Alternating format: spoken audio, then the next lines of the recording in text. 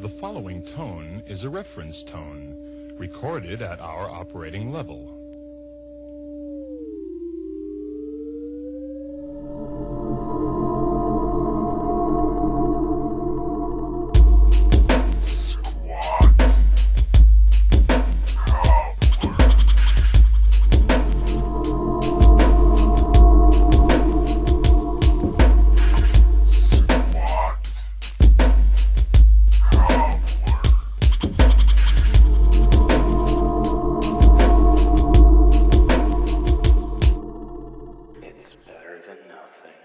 Hello, everybody, and welcome to Squat Cobbler number 18. Fuck. I just had to get that out of the way to make sure we earn our explicit tag right off the bat, just in case it doesn't come up again. I'm sure it will. I am totally going to take care of the explicit tag before we're done.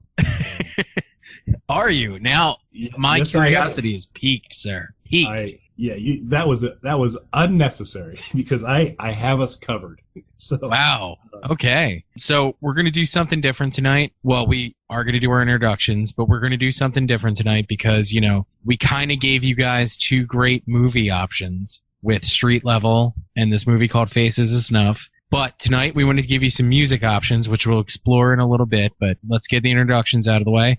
I'm Mike. You can find me at Official Pagan on just about everything. And hi, everybody. I'm Kelly Toole at KELLYTHUL on Twitter and Instagram. But what about that other one? So that's what I am there, too, but there's really no point in sharing it because it sucks. And you guys saw the debate. You know that we won. Easily won. There was no real competition there. We tried to prop Bennett up. You know, we brought in a ringer, Rebecca Kennedy, smart young lady. Even she couldn't salvage Bennett's pathetically constructed, ill-conceived arguments. No, and Rebecca's great and an incredibly talented actress, but you know what? Snapchat fucking sucks, and we call it like we say it, and we're always right. All right, so speaking of the amazing things that we tell you guys about and how we're always right, there's been a lot of really cool music released this year, because other than that, it's been a really shitty year, I think, for a lot of people. And but we've had good music to get us through it, and I thought it'd be cool, and I kind of talked this over with Kelly, since we've been talking about the Alice Cooper records and delving into music a lot, and both of us, you know, recommend music pretty regularly. I thought it'd be cool to kind of pick out some records that we thought were the best of the year. It's the end of the year. It's a good way to kind of wrap it up, and of course everybody's going to get holiday gift cards, so maybe you'll get an idea of something to use those gift cards towards. So we're each going to give you 5 albums that we thought were 5 of the best of the year. Before we get into it, though, I do want to say that I don't know how Kelly came up with his list, and I'm curious to hear, but I decided because there's so many albums that came out that I loved, I did need to come up with some sort of a system to eliminate some. So I decided that I wasn't going to choose anything that I had any sort of involvement in, at the risk of sounding like there was, you know, some sort of bias there. So Pat Briggs' album Pervert is not on this list. It is an incredible album. You should definitely buy it, but I did contribute to it, so I didn't put that on there. Also, I decided to stick to new studio albums. So like other albums I've recommended, like Gensho from Boris and Merzbow, are not on here because half of that is reworkings of old songs. And there's also a great live record from Mayhem and stuff like that that didn't make my list, only because I needed a way to shear it down. I stuck strictly to new studio albums that I had nothing to do with. Kelly, did you have any sort of formula when you were coming up with your 5? I did not put the caveat that it had to be new in terms of, so actually there's two of my 5 recommendations are either a live album, and actually one of them's a cover album. Interesting. So I did, however, choose not to do anything you were associated with. Again, just to not show bias, right? No, it's a different reason. Well, see, and again, like the no live albums thing or you know, compilations or anything, it was more just to kind of pare it down. Otherwise, it would have been a list of like 20 albums and something that was just unwieldy, and we couldn't really realistically work into one, you know, bite-sized podcast like this. How do you want to do this? You want to work backwards or work our way up? We'll start at number 5 and work our way up to our number 1. I don't know your list and you don't know mine, so it'll be interesting to see if there's any crossover here. If you were a betting man, we have not shared our list. Do you think that there's going to be any overlap? I actually don't, only because I put so much thought into this list and reshuffled it so many times and put these weird caveats on it that I think I came up with 5 that when I explain them will make sense to people, but on the surface are going to seem kind of weird. So just based on that, it's not that if we had come up with a 10 or a 20 list, I think there would be a lot of overlap. But because of the way that I did this, I don't think so. What about you? So what I heard there was you don't think there's going to be any overlap because you put thought into your list. I mean, I don't want it to sound that way, but you are the guy who tied Billion Dollar Babies with the best Alice Cooper record. So, I mean, when you're on Pat Boone's side of musical taste, I'm going to say no, our top 5 doesn't have a lot of overlap. Pat Boone and any right-thinking human being. So it would be I'm going to stand by $1 Billion Babies is no different. There's nothing better than it. There could be something equally as good, but there's nothing better. But well, okay, if you're so confident in your selections, why don't you get us started then? What's your number 5? Okay, so breaking the Belinsky rule, no old material. I'm going with a live album to begin with, and that number 5 for me is a Neil Young album called Earth.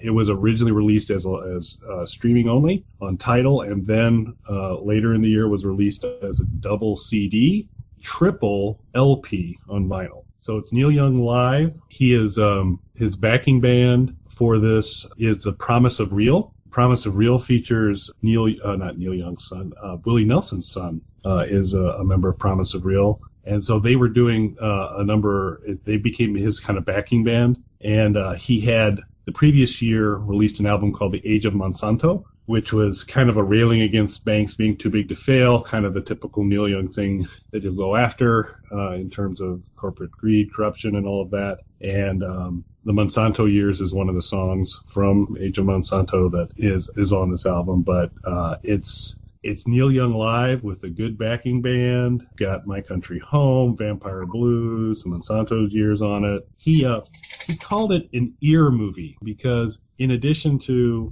the live recordings and kind of pulled from the tour, Neil's kind of a quirky guy.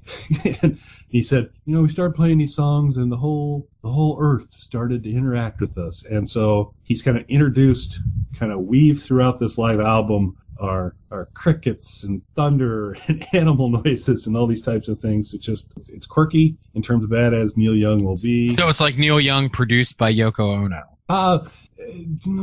Probably Neil Young meets the Pink Floyd soundboard. Okay. So, let's drop some of this in. Let's drop a little bit of that in. So you'll get... Now, are those sounds, were those things that were played at the shows, or are those things he added in post-production to the existing live recordings? I believe they were added post-production. Okay. That's my number 5 is Neil Young's Earth. Interesting. Now, are you generally a fan of live albums? Generally, no. But when there's a good one, sometimes they're great. So things like Waiting for Columbus by Little Feat, love that album. The Kinks' One for the Road is another really good one.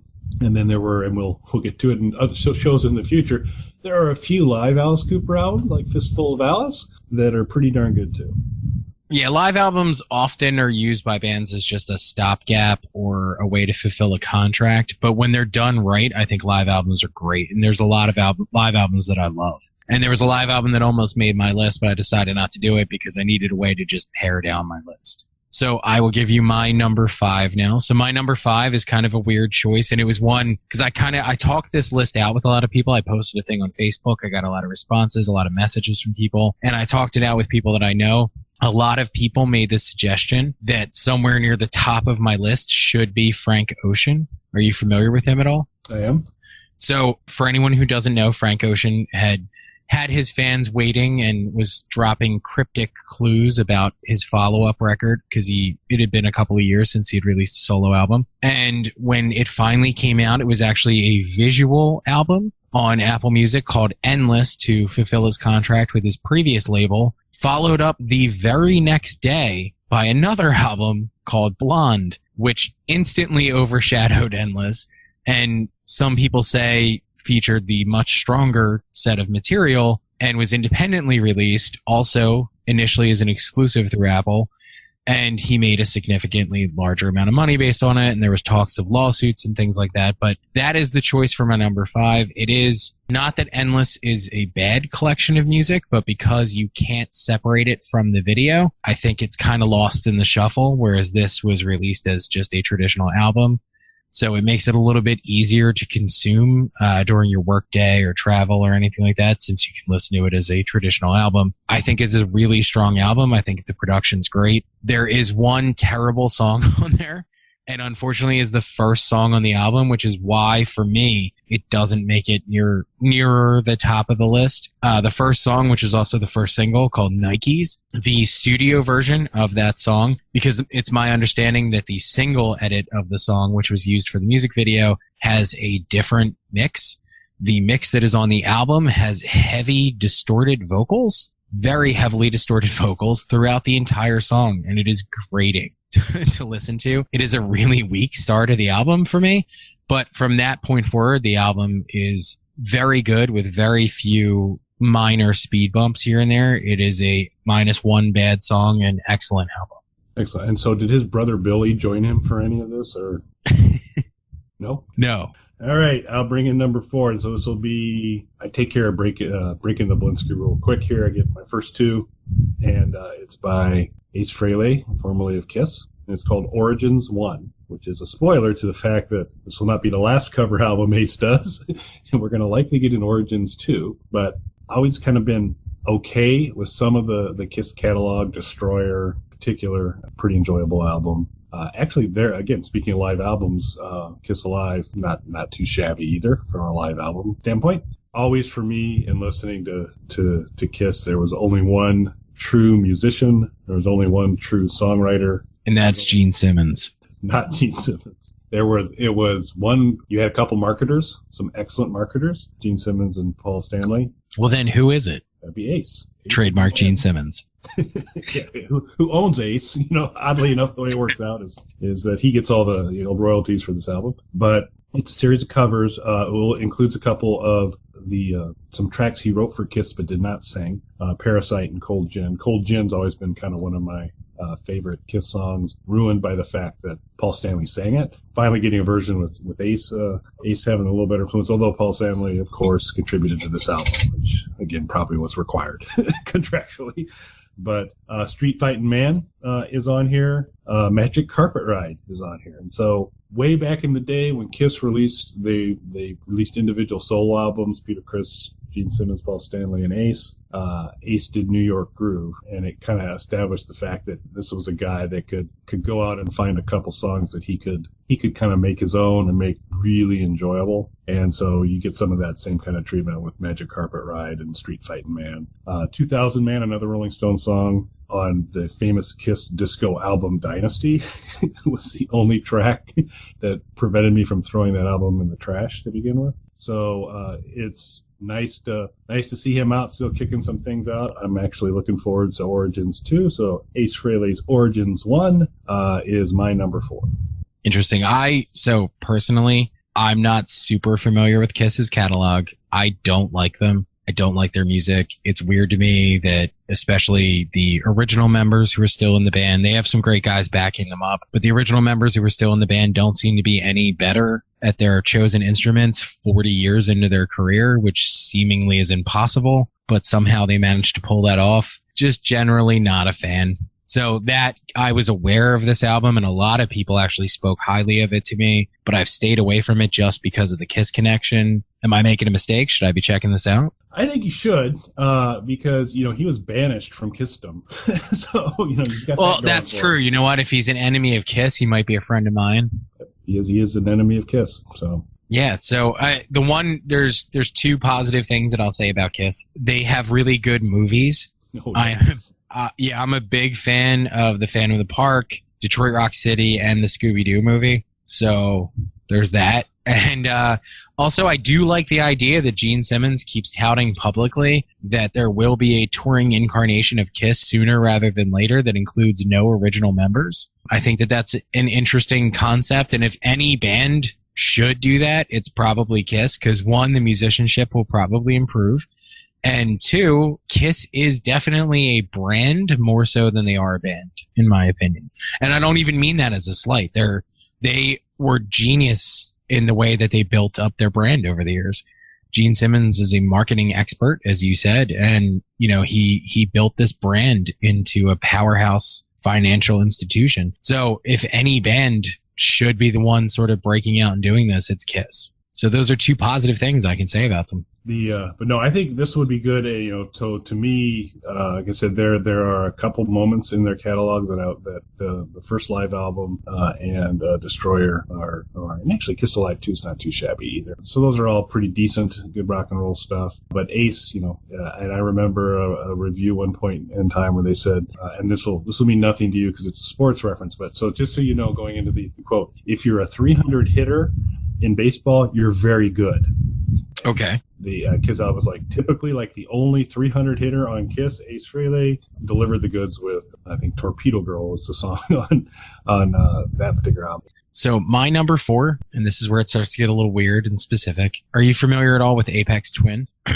He is an electronic artist who has a substantial reputation from a series of albums and various remix projects that he's done. He took an extended break, and then he came back a couple years ago with his comeback album, and the follow-up came out this year. It's called Cheetah, and to me, I really struggled with possibly placing this higher on the list because I personally loved it, but I loved it for a reason that isn't necessarily entirely based around the songs. While the songs are very good, what I loved about it, the title is derived from the Cheetah MS-800, which is an old school synthesizer that is famous for not really working that well. It's incredibly difficult to use. It is very poorly designed and didn't work. So as a personal challenge to himself, he created all of these songs using that synthesizer. I am a huge fan of analog synthesizers, as anyone who knows me in any way knows. So not only does this have that sort of vintage analog synthesizer sound throughout the entire album, the songs are built around it, and it's built around a synthesizer that is famously terrible. And he managed to make a set of really good, listenable songs using just that. And that, from a technical perspective, is incredibly impressive. I really like the songs, but the reason it didn't go higher on my list is I would just be putting it there for the technical achievement that the average listener would never realize was going on. So it's my number 4 pick. It is really good. Everybody should check it out. But before you do, to really have an appreciation for it, look up anything about the Cheetah synthesizer to get a genuine sense of what's happening in front of you. Watch any video of anyone playing that, and even if they're really good, it's going to sound terrible, so you'll understand what he accomplished with this record. That, and the fact it was actually strapped on top of a live cheetah. Yes, yeah.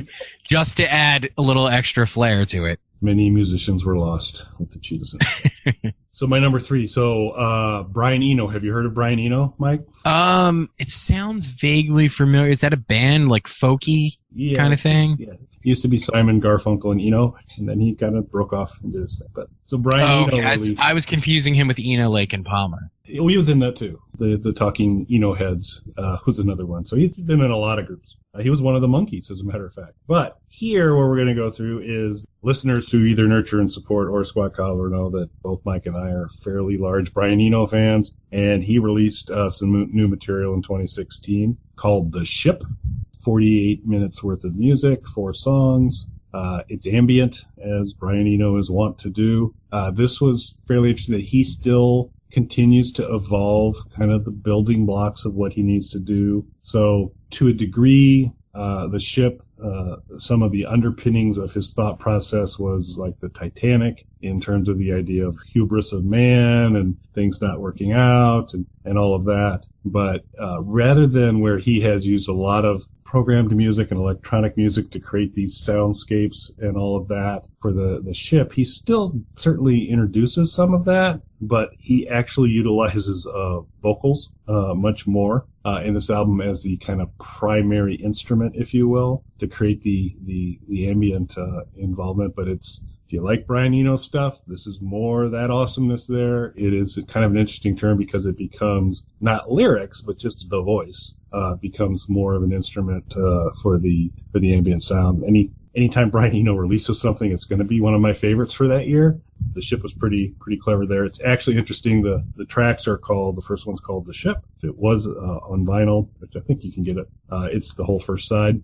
Side 2's Fickle Sun 1, 2, and 3. Fickle Sun 3, I'm Set Free, is actually a remake or a cover of the Velvet Underground's I'm Set Free, which was on their third studio album. And so it's fairly interesting. And then if you happen to have access to the Japanese version of the ship, you can get a bonus track called Away. It's the Brian Eno we know and love, but playing heavier into the vocal side of creating soundscapes and ambient music versus electronic. Yeah, this is one that actually almost made my list, and it came down to this or Cheetah because I didn't want to have... Cheetah also is electronic-based, obviously, and it has a very atmospheric, almost ambient quality to it. And the reason that I edged out Cheetah was just the technical side of it, because it's basically like, imagine an incredible guitar record played on a broken guitar that's on fire. Is the technical achievement of it. So that you strap to an actual Cheetah. So that's why it edged that out.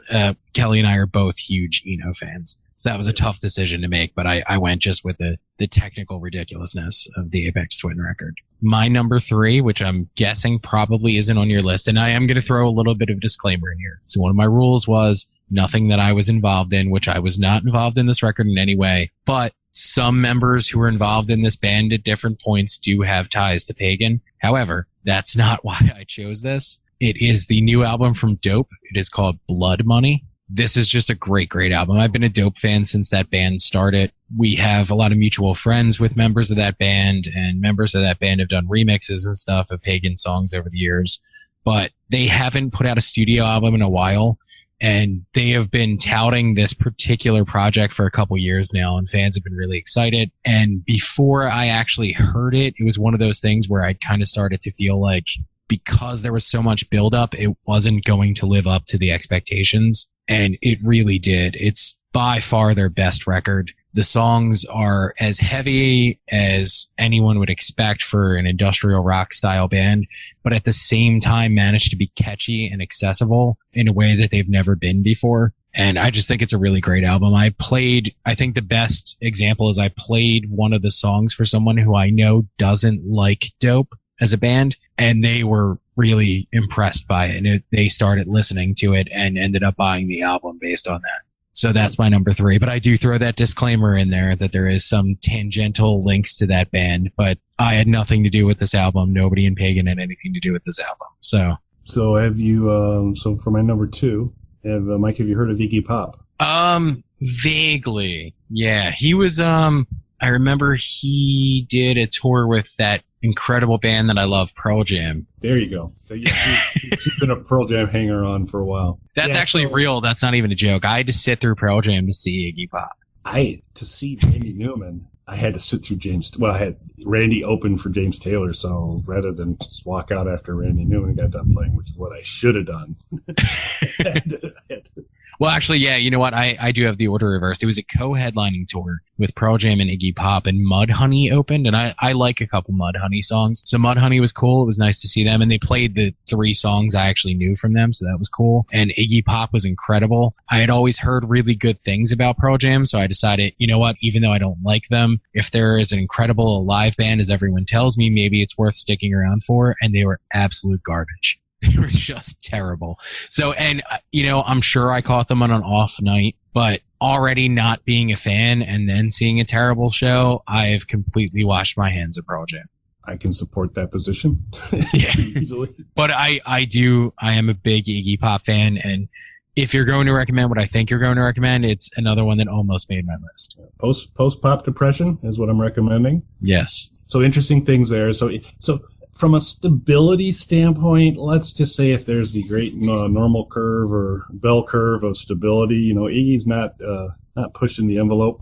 He's always been a little unhinged and a little self-destructive, and so has always greatly benefited when somebody kind of connects in with him and helps just kind of steer him a little bit, his energies towards a direction. And so you saw Bowie do that early in Iggy's career. And then what happened here with post-pop depression is Josh Homme from the Queens of the Stone Age co-wrote a post-pop depression with Iggy. So I think he kind of helped channel a little bit of Iggy through there. So, but this a lot of parallels there because this definitely is a very strong return to the edgier garage band, crazy hard Detroit-based magic that, as we talked about Alice Cooper, that became to, Iggy and the Stooges, that kind of mojo introduced into the Alice Cooper group pulled them out of creating albums like Pretty for You and Easy Action into some masterpieces afterwards. So this is your classic Iggy. Has a song called American Valhalla, which is just about one of the best song titles I can think of. A great number of tracks. And this was where, from the explicit rating, I said Mike didn't need to do any of it because I did. The final track on the album is called Paraguay. And it includes the following. Iggy screams at the top of his lungs at the end of Paraguay, a sentence that probably Mike or I might have been screaming as we tried to get this show set up for today, which is, take your motherfucking laptop and just shove it into your goddamn foul mouth down your shit-heeled gizzard, you fucking phony, two-faced, three-timing piece of turd. If ever a sentence was meant for a business card. That could be our motto for worth the price of admission alone. I've always liked Iggy. Loved Iggy and his role in the movie Suck that Alice was in as well. He was amazing. He's enjoyable. I'm glad he's still kicking, doing good stuff. This is a strong outing. Iggy Pop's Post-Bop Depression is my number 2. Excellent choice. It's another one that almost made my list. My number 2, in fact, it was for my number 2, I was thinking of, I had 2 sort of veteran artists, and I went a really different direction for it, though. And I almost didn't put this on my list simply because it's on so many people's lists for the wrong reason. I was looking at a lot of music sites, and this is like their number 1, number 2. It's up there on most of them, but for the wrong reason, because one of the members of the group died this year, and they're kind of putting it on there for that and not because it's a strong album in and of itself. I feel like this would have made my list either way. And it's the new album from A Tribe Called Quest. It is called We've Got It From Here, Thank You For Your Service. It is inexplicably a double album. I say inexplicably because it could have easily fit onto a single disc. It is split in half, which I can only assume was to sort of create the feel of, flipping a record over kind of thing and, present it the way they wanted to present it. That's the only thing I can imagine because the album, I believe, is about an hour long. Certainly could have fit onto a single disc. What is impressive about this album to me is that it really just sounds like the group's next record, which is kind of a big deal because they hadn't made an album in 18 years. And it really sounds like they haven't missed a beat. Like this is just the next record in their catalog. And that's what's kind of cool about it to me. It sounds sort of retro in a sense because it doesn't match current production standards in a lot of ways, but in a good way. Because it seems like you're listening to one of their older classic albums, but it's all new songs you've never heard before. And that was kind of an interesting feel getting into this record. Again, one of the members did pass away this year. Not really a reason to listen to the album. You should listen to it for the material, not the same reason that everybody else is sort of plugging this as one of their top albums. My only sort of minor quibble with it is there's a fair number of guest artists on here, and are you familiar with the 90s rapper Busta Rhymes? I certainly am. He's on it a lot, like way too much, and he was on some previous Tribe Called Quest songs, so it makes sense that he's on here, and obviously this is their final album at this point, because not only was there an enormous gap of time between albums, but now that one of the core members has passed away, this is going to be their final album. So it makes sense that he's on here, but he's on here a little bit too much.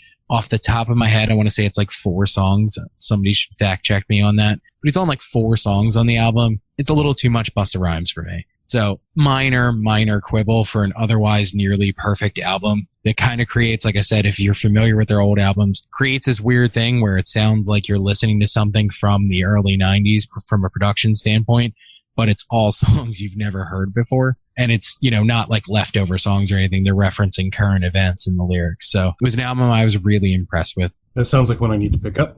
Absolutely. It's really good. And right. I mean, if you like Busta Rhymes, I'm not trying to put him down, but if you like Busta Rhymes, there's a lot of Busta Rhymes on this record, which is my only minor quibble. There is an inordinately large number of Busta Rhymes posters throughout my household. You know what? I would have suspected as much. Yeah, a little Buster goes a long way. So it would be my recommendation in terms of how to utilize him.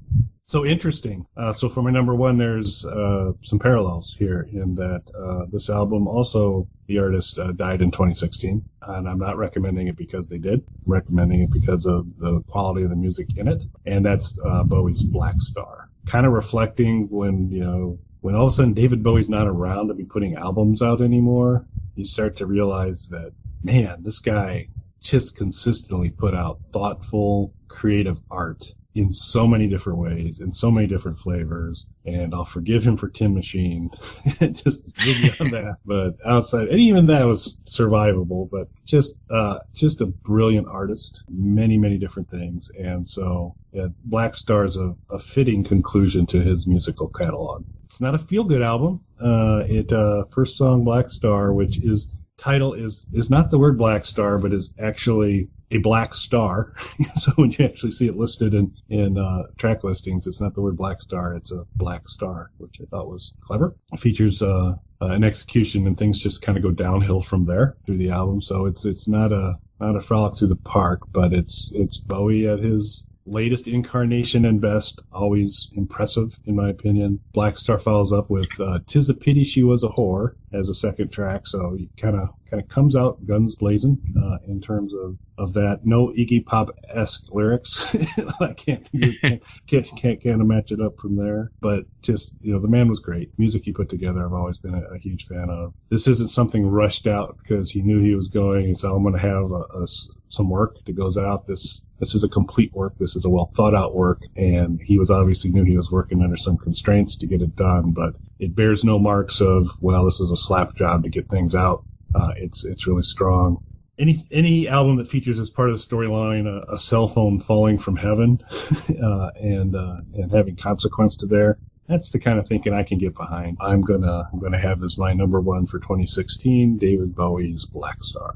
That's an excellent choice, and that was one that I kind of had in my list, and it was popping around in different spots, and it was just something where, one, I kind of thought it might wind up on your list, so I felt like we were going to end up talking about it anyway. But for my number one, I ended up going with the album that I just listened to the most this year, because I had a bunch of different things that I was kind of popping in and out of number one when I was putting this list together in my head, and it ended up coming to, there's one album that I didn't even think of at first, but I must have listened to this album start to finish dozens of times this year. And it's the remastered Raise Your Fist and Yell, isn't it?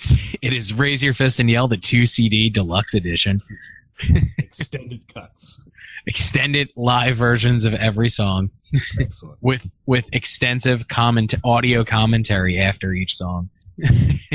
It's not Bowie, but I really did enjoy the Bowie album. I thought it was really cool. And it definitely, what I liked about it is they put a lot of thought into the vinyl release of it. And I don't want to give anything away for people, but if you bought especially the Barnes & Noble edition of the vinyl, there's a lot of cool stuff contained in that. It's definitely something that's worth mentioning for the package too, because you mentioned how, this isn't something that was rushed out. It was a really well thought out, contained work. And the packaging and everything as well, if you purchased it, a physical vinyl copy of it, had a lot of cool stuff. So it really was a really well thought out album. But for me, my number one just came down to an album that I've been listening to since it came out, just about every day, listening to something off of it. And I've listened to it back to front so many times. And that's the Uncanny Valley from, I'm going to say this wrong, I believe it's pronounced Perturbator. I'm probably saying this wrong. They are a synth pop act, or synth wave act, I should say.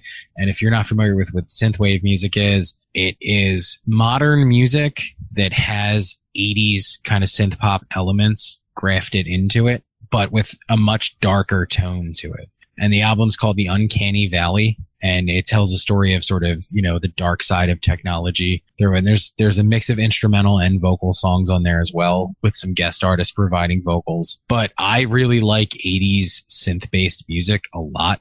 As we discussed on the Aphex Twin thing, I like old analog synthesizer-based stuff. And it's really cool to kind of hear modern production that incorporates elements of that sound. So synthwave music is something that I really enjoy. And especially when bands kind of push and do different things with it. And this album, more so than anything else that came out in that genre this year, really did that. And really stands head and shoulders above the other things that came out in synthwave. Not to put any other group or artist down, but he just really pushed everything production-wise as far as it can go up until this point. And it's an album that I listened to start to finish so many times that it was an obvious number one for me. Any Raise Your Fist and Yell pulled into that? No, I wouldn't say it's comparable to Raise Your Fist and Yell in any way. But we know when we get back to the Alice Cooper shows, everybody should know when that comes up. That might be the one to dethrone $1 Billion Babies for you. Now, have you talked to Pat Boone? Have you guys discussed whether or not that can overthrow your choice for best album? No, Mike, we have not had that conversation. So, I don't know what we're gonna do about that. No, we'll get to that. But let's dust off Pat Boone. Let's excise Raise Your Fist and Yell, and I think we've offered 10 pretty good choices out there for folks to listen to. We had, when this started off, I had told Mike, well, why don't you lead us off, because this was Mike's idea to do it. That was a great idea, but on the off chance it didn't work out, I wanted to have deniability. Seems to have worked out quite nicely. I'd say, yeah, it's a good plan. Glad we came up with it. Well, you know what? I really enjoyed doing it, and it was cool to hear your picks. And I think there's a lot of stuff that would have been overlap had I not put really, restraints on myself, because I probably could have done like a top 20. This could have been like a 4-hour show, and it's probably not the best idea. Yeah, I mean, and I guess that's the good news, is that there's still plenty of really good stuff. You don't have to look super hard to come across some great music, and these are 10 pretty good choices. If you haven't had a chance to intersect with some of these, you might want to take a look at a few of them. Well, although I am a little bit disappointed the new Metallica album didn't make your list. It didn't really make any cut whatsoever. So, well, we will. So if our math is correct, and we're not gifted at math, but our hunch is that this will be the last show of 2016 in the Nurture and Support Squat Cobbler conglomerate. Finish off the year, kind of suggesting some albums you might want to go take a look at. And as we'll roll into the next year, don't expect any more of us than you've already gotten, because I don't think we're going to get any better, but we're going to keep doing what we do. And remember, kids, the fuckisode is coming. Yeah, I guess 2017 will be the year of the fuckisode, so that we've got that to look forward to. Oh, the year of the fuckisode. It just sounds good. I was actually surprised. So when Mike advanced his concept for that show, I had my social media recommendation for that particular week was a lawyer. Much to my surprise, he expressed great interest and enthusiasm on the fuckisode. So he was looking forward to it, because when I put out the link for that, I did share that, wanted to give folks the fact that in case your kids happen to be listening to you while you listen to podcasts, that particular episode where you made the pitch for the fuckisode, you made it early. And yeah. Wanted to kind of make sure the gang knew, said, hey, just you happen to be listening to Squat Cobbler in the car. And frankly, what parent in their right mind would listen to Squat Cobbler with children present? Hey kids, all gather around. Squat Cobbler's on. Yeah, he's all in. So sounds like the people are demanding it. The year of the fuckisode is upon us. All right, gang. Well, thanks for listening. Hope you enjoyed the list of albums, and you go check a few of them out. So really appreciate everybody listening. We'll see you soon. Thanks, everybody. You are the only censor. If you don't like what I say, you have the choice. You can turn me off. I love the Monster Dog songs.